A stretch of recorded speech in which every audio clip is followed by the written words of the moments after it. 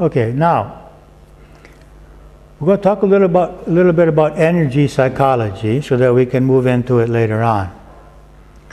There are two ways in which we can perceive a situation. We can perceive it through the fast track, which is our primitive brain, and this happens when we have had a traumatic experience with something. If this person has had a traumatic experience with a dog and sees a dog, the seeing of the dog is not going to pass through the cognitive process, but instinctually the heart will start beating more quickly, the person will perspire, the breathing will become increased, and the person will be ready either to fight or flight, to run or to protect himself.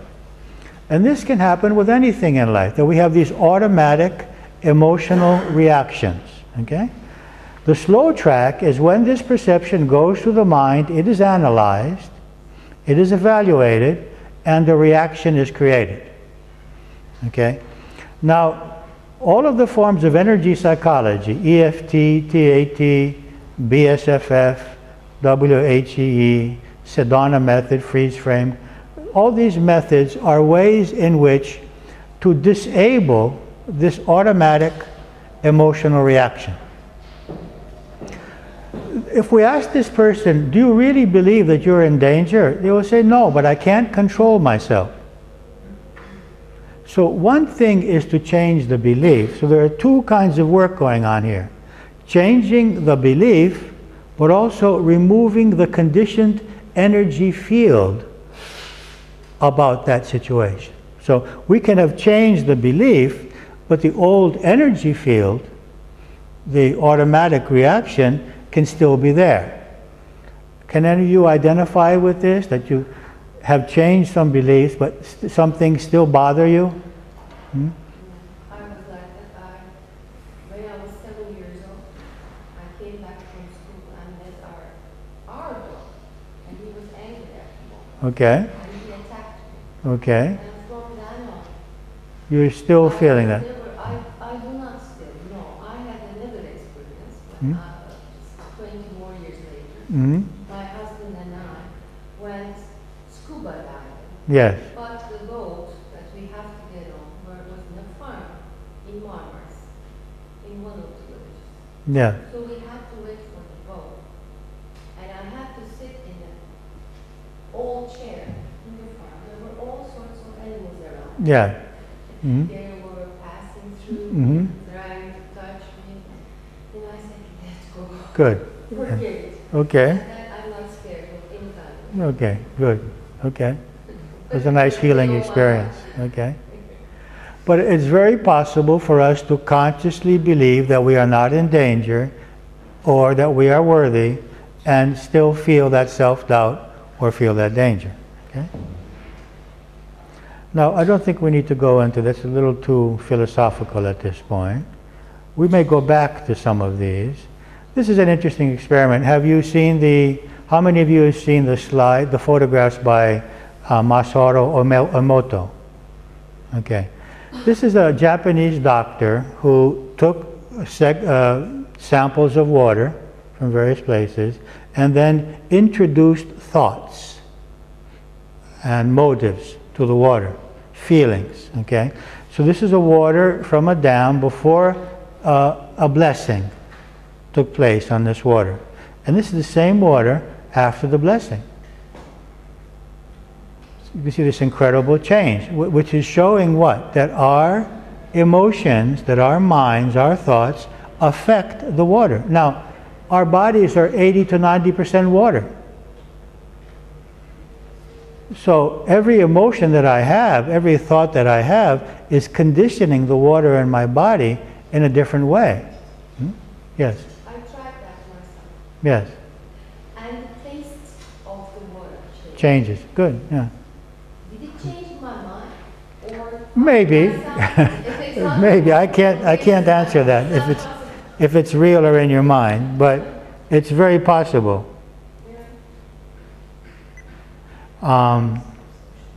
What you can do is have a certain bottle or pitcher of water, and you can write the words love, or peace or health and place it on that bottle and let it sit for about an hour and always drink from that bottle. Okay?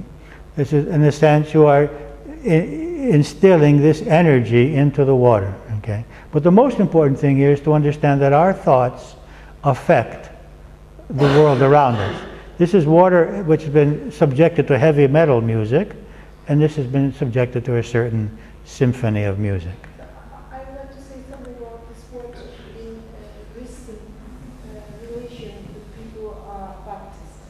So it's like to have this water also blessed.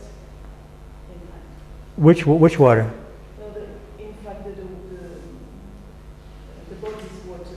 Or Yes. children are baptized. Okay, the baptism of the body. Okay, yeah.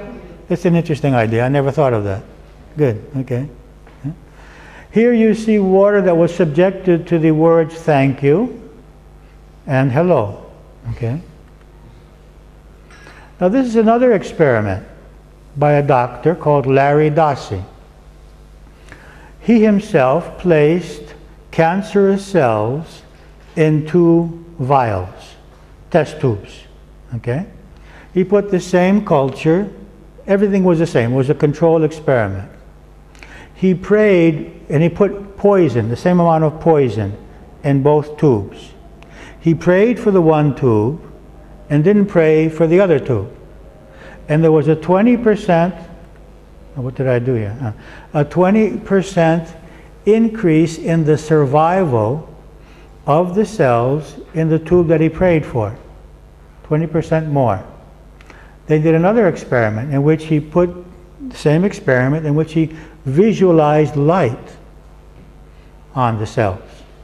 And again, there was a 20% increase in survival, showing that his mental processes of praying and or visualizing light had an effect on these cells. And then he did both, visualizing light and praying, and there was a 40% increase in survival compared to the control group of cells, showing it's difficult to doubt now that prayer, positive thinking, visualization is having an effect on water and on cells, and definitely also on ourselves and other people.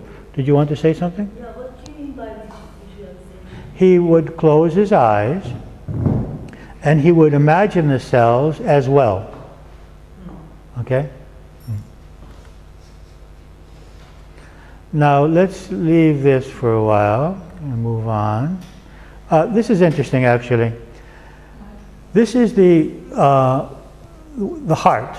Okay, now this is from the Heart Math Institute in California. It's a group of cardiologists that have created what they call the freeze frame method. Perhaps the next time I come, we're not going to have time to do that method this time. But what they discovered was that the heart has a very strong effect on the brain. Perhaps even more so than the brain on the heart. Okay? That the energy given off by the heart is a very huge energy, and that our emotions affect the heart. Now this is the functioning of a heart when a person has anger or frustration. And this is the way the heart is beating when there's love or gratitude. Okay? And what they discovered was, measuring various factors, that 5 minutes of anger lowers the functionality of the immune system for 5 hours. And 5 minutes of love, of focusing on feeling love, increases the power of the immune system for 5 hours. Okay? So their technique is to stop periodically through the day and think of someone you love. And just focus on the feelings of feeling love. And this is perhaps one of the best things that we can do for our health. But not only that, but that it creates clarity in the mind. And so they started teaching it to big companies, to businesses. It says, okay, when you cannot solve a problem, do this. Stop, focus on someone you love, create the feeling of love, and then bring that problem to your mind once your brain is functioning now under the sensation of feeling love and appreciation, and you will find a more practical solution. So it can be used for finding solutions. It's a method that we can eventually learn. We'll see if we have time today. It's called freeze frame. The importance of love. At Yale University, 119 men and 40 women, those who felt that others loved them had fewer obstacles to blood flow in their heart. Feeling loved, and I would add feeling love. Most of us want to feel loved. But I would focus on feeling love. That's something that we can control. Has anyone been successful in making someone love them? They can come and do a seminar on that.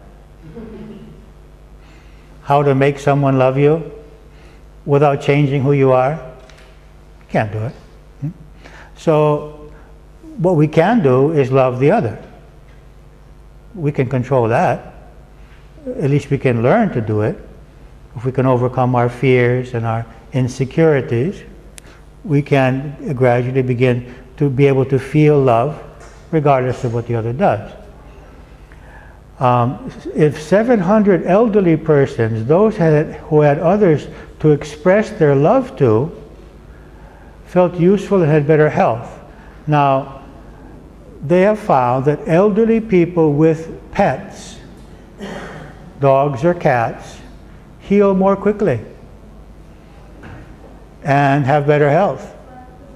So the importance to have someone to love, the importance to have someone to care for. And if the children are going away and no one needs you anymore, get a cat, get a dog, and take care of it. In a study of 10,000 men, those who felt that their wives do not love them had twice as many problems with their hearts. So love your husbands. Love your husbands. Help. You know, I think that women have the false impression that men are strong and unneedy, because men like to seem that way. And they're programmed, especially in Eastern cultures, that they have to be that way. That they cannot have needs and they can have weaknesses. That love is for the weak. But men are actually very sensitive. And most women don't realize that. And what most women don't realize is how much men are hurt by women's criticizing. How much that criticism actually hurts them. And I have done a number of groups with couples. We'd like to have 10 couples and we would talk about their situations. And the universal complaint of women was, my husband doesn't talk. He's aloof. He doesn't share his feelings. He doesn't give me as much attention as I need and I would like to have. And the universal complaint of the men was, my wife is always criticizing me. She's never appreciated. Whatever I do is wrong for her. Okay? And now there will be many exceptions to this. Okay? Maybe millions of exceptions. But in general, it's what I have observed throughout the years. So 10,000 men live longer if you love them. Now, if you don't want them to live longer, don't love them. Okay. If you want to get rid of them, criticize them. But that's also valid for women. Excuse me? It's also valid for wives. I assume so, but the study was on men. Yeah. Now these are some of the results of employing the freeze frame method, which maybe we'll do it towards the end of the day. Reduced aging, 23% less stress, more of the anti-depression hormone, oxytocin, which is produced by women when they're pregnant. And it creates a sense of peace. And this is also created by this method, which we can learn. Okay? Okay, I think we should take a break. What do you think? I mean, I don't need a break, but I think you need a break. Okay. So, a 15-minute break, and then we continue, okay?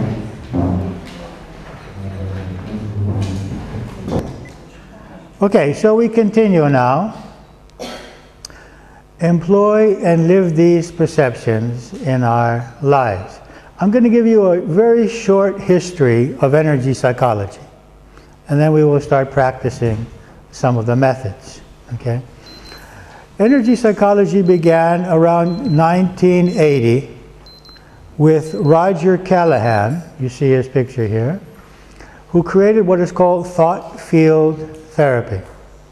I think I should say that Ahmed is knowledgeable in thought field therapy and in most of the methods that I'm going to describe, and that he can help you with any kind of personal problems that you have to learn the method, but also to be helped by the method. Okay, so you can put your telephone number up here later, okay, and you can contact him for that information. Okay, and Dr. Callahan discovered that by tapping on certain acupressure points, that while focusing on a particular emotion, that we can become free from that emotion. He discovered that when he was working with a woman who had fear of water for 50 years. And she was sitting by his pool, and she said, "My stomach is bothering me." And he said, "Well, tap here, because this is the acupuncture point for the stomach meridian," trying to help her overcome the pain in her stomach. And she tapped, he says, "It's gone." And he said, "Oh, your pain is gone? That's good, let's continue." She says, "No, the fear is gone." And he was astounded. He said, "What is this?" And then he started to experiment with this. And gradually he had no patients, because he cured them all in 1 or 2 sessions. So then he almost went bankrupt. And so he started doing seminars and charging a lot of money for the seminars. So he was able to heal people with phobias and fears like that in 1 or 2 sessions, just by tapping on these points. Okay? The problem with his method is that it's difficult to do it on yourself. You need someone to test your arm, to find the specific points, the series of the points. And so one of his students, Gary Craig, which you will see again in a small movie, decided to make a system which would be general and that everyone could employ on themselves. And this is what we will teach you, one of the methods we will teach you today, so that you can focus on the specific emotion that you have and do this tapping procedure, and you will find that the emotional charge will disappear, will lessen and lessen until it disappears. It can also be used for physical pain or problem or discomfort. It can also be used for desires. So you have emotions, desires, and physical problems. Then one of Gary's students, Pat Carrington, created EFT with choices. Now, this is a lot of information. I'm just giving you an overview now, okay? EFT with choices is a situation in which after I lower my emotional charge, I install a new belief in the mind. So you're asked to choose a new belief that you want to put to strengthen in your mind. And we'll talk more about that later. Then another student of Dr. Callahan, Larry Nims, created the BSFF, and Ahmed is also knowledgeable about this, Be Set Free Fast. It's American fast food system. Be Set Free Fast, where we focus on specific emotions and specific points. And in this method, we make an agreement with the subconscious. And we say to the subconscious, I'm going to tap on these points for this problem, but you know all of the roots of this problem. All of the childhood experiences, all of the memories that are associated with this. And while I'm tapping, you are going to align with that all of the roots, so that I'm not only getting rid of the present problem, but all of the roots or the sources of the problem in the subconscious. And then this gentleman, Daniel Benor, created the WHEE, which is a holistic hybrid of EFT and EMDR. Now, have any of you heard of EMDR? Okay. It's a method in which the psychologist will move his hand from one side to the other, and your eyes will follow the movement, creating an alternative stimulus to the brain, to the two hemispheres of the brain, at the moment you're focusing on the negative emotion. But they also found that they could do this. You could create an alternative stimulus to the brain by tapping on the two sides of the body. So what did he do? He combined EFT with EMDR, and that's what I do. By doing what? By tapping alternatively like this. So we're tapping on both sides of the body, we're tapping alternatively, so we're having dual effect. One effect is the movement of the energy through the meridians, and thus the changing of the energy field. We're having the alternative stimulus of the right and left hemisphere, which is the effect of the EMDR.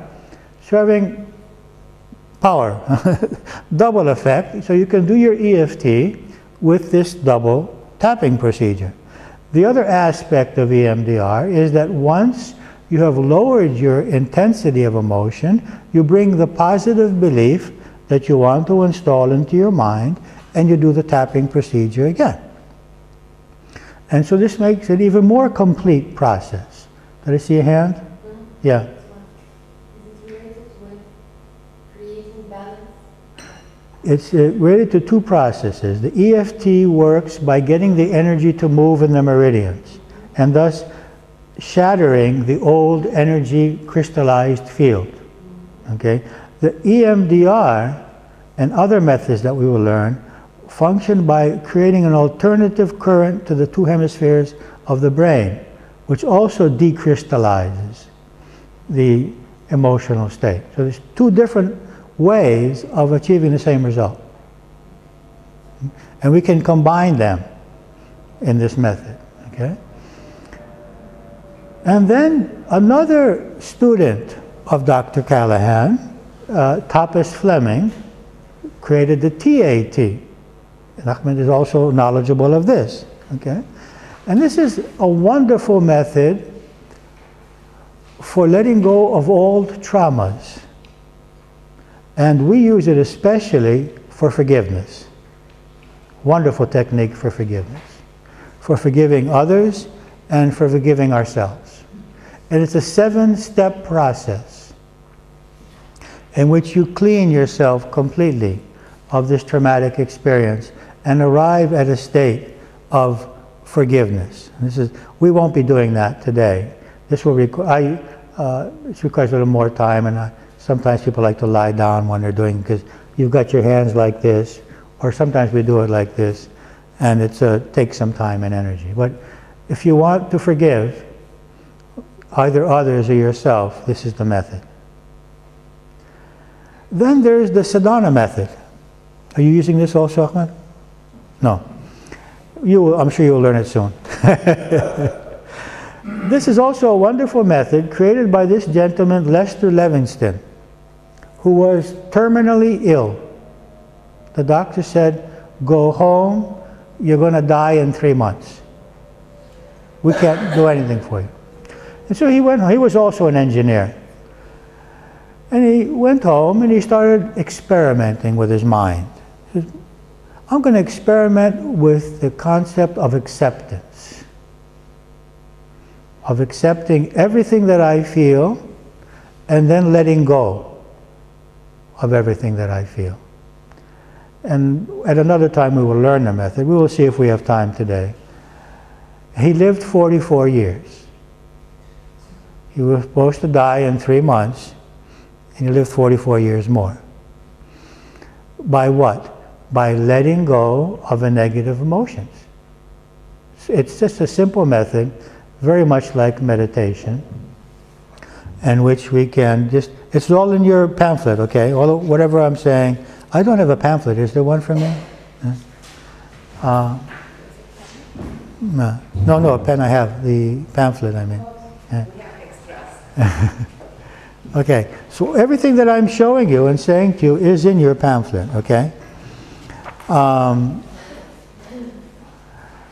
So the sedona method is a matter of accepting what we feel, not feeling guilty about what we feel, not feeling angry about what we feel, accepting. I feel fear, it's okay. And the next step, letting go. Okay, it's a very powerful method. And then we have one of my favorites, Ho'oponopono. How many of you know of Ho'oponopono? Okay. Excellent method, excellent. This is an ancient method brought forth from the ancient Hawaiian kahuna spiritual teachers, you know, the kahunas they're called, who assumed a quantum perception of life. They said it's impossible for something to happen to me for which I am not the creator. And very briefly, what does it mean? This man, Yu Len, we invited him to Greece about 20 years ago. He came to our center and gave us a 3-day seminar on the Ho'oponopono. And what is the concept? For example, in ancient Hawaii, if someone did injustice to you, if they were not behaving properly towards you, and you went to the spiritual teacher, he would say the following to you. He said, go home, light a fire, a ritual, a candle, something, okay, and mentally ask forgiveness from this person for whatever you or your ancestors may have done which is causing this person to behave this way. It's impossible. The universe is just. It's impossible that the cause is not in you. This was their perception. Now the ancestor part I leave. I'm not a big fan on paying for what my ancestors did. I have a different perception of this. But the idea is that if something is happening in my life, and this could be one major thing, could be the behavior of a certain person, rather than being angry, I can go into myself and do this meditation and say, forgive me for whatever might be in me that is attracting this behavior. It could be my fears, it could be my rejection of you, it could be my guilt, my self-doubt, some role that I'm playing, the role of the super person, or the role of the child, or the role of the parent, or the role of the savior. I think I have placed in your papers the list of about 20 possible aspects of ourselves that can be mirroring in another person's behavior. Okay, sorry for whatever in me that may be reflecting in your behavior. I love you. This is very important, to be able to love that person even though their behavior is not what we would like it to be. I love myself. That's equally important. I free you from the need to continue behaving in this way for my evolution. The whole idea is that the only reason that you're even in my life is my evolution. You are giving me stimuli. You are giving me opportunities to discover myself and to get free from fears, attachments, resentment, whatever may be in me, okay? And I thank the divine for removing from me whatever may be contributing to this reality. Now, this at first may seem insane. Someone comes to you and says, this person is beating me. You go home and ask forgiveness for whatever is in you, which is causing him to beat you. I mean, this is the opposite of what we have learned since we were born. But I can assure you that it's a wonderful method and that it really makes changes in the outside world. All of the other methods that we have learned now are for change in the inside world. But this method actually changes the outside world by not asking it to change. By asking whatever is in me to be removed that is contributing to what exists. So it's also an excellent method which I use quite frequently. Every time, whenever I watch the news, I do Ho'oponopono, you see. Because I'm not only responsible for my personal relationships, but I am ultimately responsible for whatever is happening in the world. We have a collective subconscious. Someday we can do a seminar only on this. We have a common subconscious. We have a common, what we call causal body. And aspects of myself are being expressed by others, by the politicians, by the religious leaders, by the thieves, the criminals. These are all aspects of my being. And this is a wonderful philosophy, Ho'oponopono, which I feel that everything actually is a part of myself, and I can improve what is out there by asking that whatever is in me that is contributing to whatever is out there be removed. So this is an excellent method also.